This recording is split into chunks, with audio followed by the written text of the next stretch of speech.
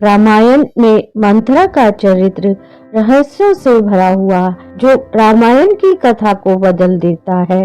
मंथरा के खलनायिका चरित्र के कारण ही भगवान श्री राम वनवास को गए थे। आखिर यह मंथरा कौन थी और रानी कैकेयी के साथ क्यों रहती थी? मंथरा ने दासी होते हुए भी अयोध्या नरेश के पूरे परिवार की गाथा बदल कर रख दी थी। इतना सब होने पर भी वह राजभवन में क्यों थी और रानी कैकेयी के साथ उनके होने की क्या वजह थी? नमस्कार दोस्तों, मधुर सरस चैनल पर आपका स्वागत है। आज के वीडियो में बात करेंगे रामायण के रहस्यमय चरित्र मंथरा के विषय में। वीडियो को लाइक शेयर करें, चैनल को सब्सक्राइब करें। इनका चरित्र बहुत ही महत्वपूर्ण है और जिन्हें महारानी कैकेयी की दासी या अंगरक्षिका के रूप में देखा जाता है। महारानी कैकेयी अशुपति सम्राट की पुत्री थी। महारानी कैकेयी बहुत ही सुंदर, गुणी और वीरांगना स्त्री थी, इसलिए वह राजा दशरथ को अपनी तीनों रानियों में सबसे ज्यादा प्रिय थी। कहा जाता है कि जब कैकेयी का विवाह राजा दशरथ से हुआ था तो मंथरा मायके से उनके साथ आई थी।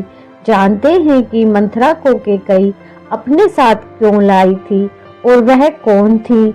एक कथा के अनुसार राजा अशुपति का एक भाई था जिसका नाम बृहदक्ष था। उसकी विशाल नैनों वाली एक अत्यंत सुंदर बेटी रेखा थी।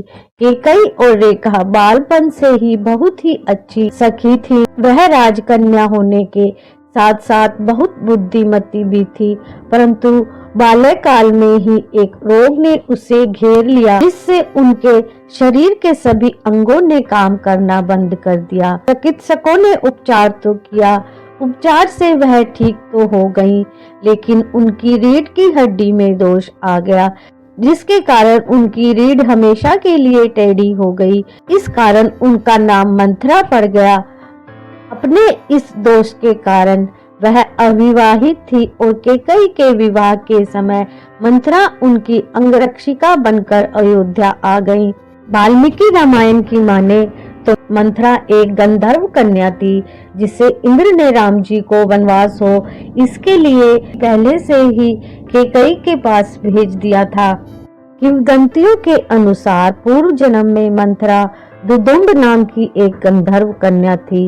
एक अन्य कथा के अनुसार लोमेश ऋषि के अनुसार मंथरा पूर्व जन्म में प्रहलाद के पुत्र विरोचन की कन्या थी। जब राजा दशरथ अपने ज्येष्ठ पुत्र राम के राज्य अभिषेक की घोषणा करते हैं तब इस मंथरा ने ही कैकेयी को भड़काकर इसमें विघ्न डाला था, क्योंकि श्री राम राजा बनने की बात को सोचकर मंथरा सोचने लगी कि राम राजा बनेंगे तो कौशल्या राजमाता कहलाएंगी और तब कैकेयी नहीं बल्कि कौशल्या रानियों में श्रेष्ठ हो जाएंगी। फिर मैं नहीं बल्कि कौशल्या की दासियां मुझसे श्रेष्ठ हो जाएंगी और फिर कोई भी मेरा सम्मान नहीं करेगा।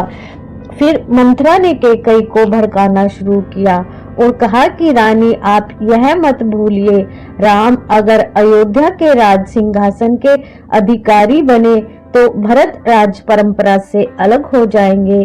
अपने बेटे के भविष्य को अंधकार में देखते हुए मंथरा से सलाह ली कि उन्हें क्या करना चाहिए। तब मंथरा ने उन्हें राजा से अपने 2 वचन की बात याद दिलाते हुए राजा दशरथ से उन वचनों में राम के वनवास और भरत के लिए राज सिंहासन मांग लेने की सलाह दी। कैकेयी ने बिल्कुल वैसा ही किया जैसे मंथरा ने कहा था।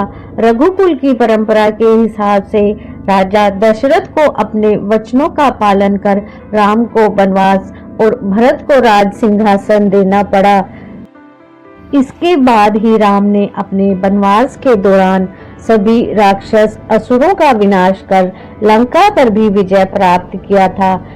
बताया जाता है कि जब राजा दशरथ ने राम को राजा बनाने का निश्चय किया और अवध में राज्य अभिषेक की तैयारियां शुरू हुई तो देवतागण घबरा गए, क्योंकि उनका उद्देश्य था कि भगवान राम वन में जाएं ताकि रावण सहित अन्य राक्षसों का वध हो सके, क्योंकि यही तो वो कारण था जिसके लिए राम का अवतार हुआ था। लेकिन जब राज्याभिषेक की तैयारियां शुरू हुई, तब राम को वन भेजने के उद्देश्य से देवताओं ने ज्ञान की देवी सरस्वती के जरिए कैकई की दासी मंथरा की मति फेर दी थी और फिर कैकई को भड़का दिया। स्वामी तुलसीदास ने अपनी रामचरितमानस के अयोध्या कांड में इसके पीछे देवताओं की भूमिका का भी उल्लेख किया है।